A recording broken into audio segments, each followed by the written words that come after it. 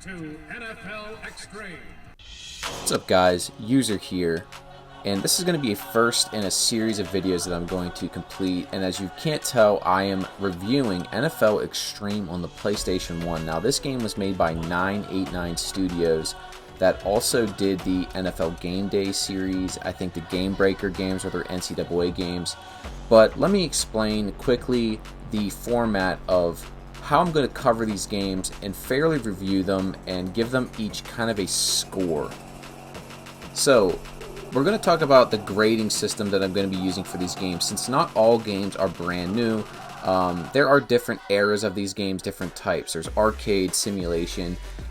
So what I'm going to do is break it down by different areas that these games offer or they don't offer. So we're going to be starting with, there's going to be a score for its simulation, its arcade gameplay, featured mode such as like a dynasty or franchise or something like a road to backbreaker, a physics score, a presentation score, online if the game has an online component, and a customization score, which is going to give us an overall score. Now, the game itself may be like NFL Street, and that is not a simulation-based game, so it's not going to score well in that facet, but it may have a 10 out of 10 in arcade gameplay. So that's something if you're looking for.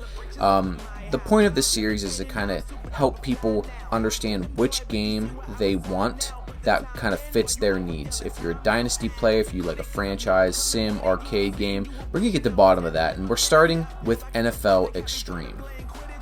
Being a game from the late 90s, this game bleeds attitude and 90s era physicality. The game itself is 5-on-5. It is an arcade style football game, and for its time has that type of feel. The buttons and some of the newer luxuries that you get in some new games like accelerated clock, some coaching suggestions, going through passing, tackling, this is all very minimalistic.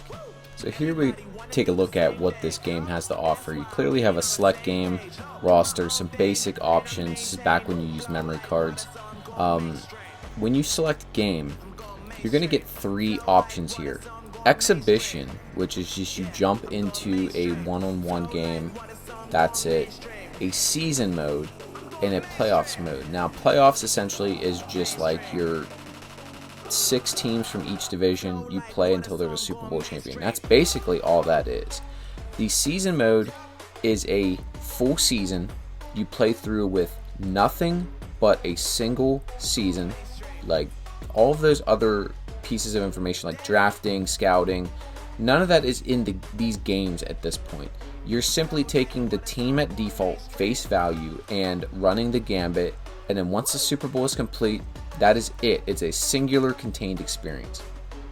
Rosters did feature some customization. You were able to go into like trade players. You could create a player, which was pretty decent.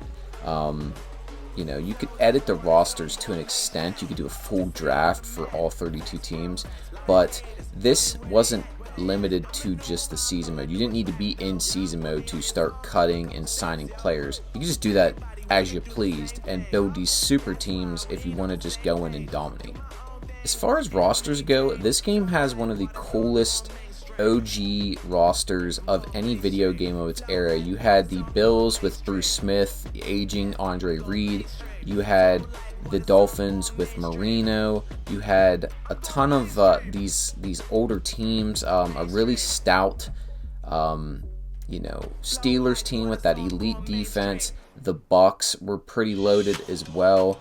You had Barry Sanders, Deion Sanders, John Elway, the legendary, Brett Favre, Green Bay Packers teams.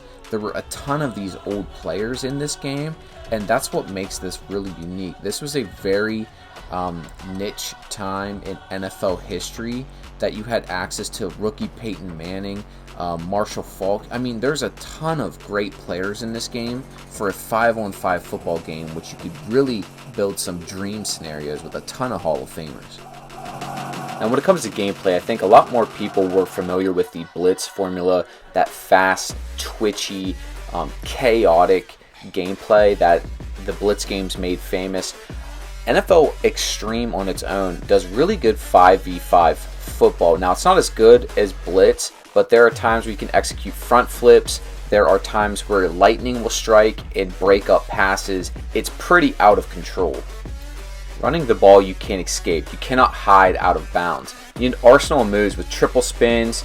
Late hits were very encouraged in this game as well. It's not uncommon to see helmets fly off, jerseys get ripped off players, and players get hit to the point where they're dizzy getting up. Could you imagine Roger Goodell signing off on this right now? With all that being said, the game itself has not aged particularly well. I think it's finding a niche with some YouTubers now as far as like this lost treasure on the PlayStation 1.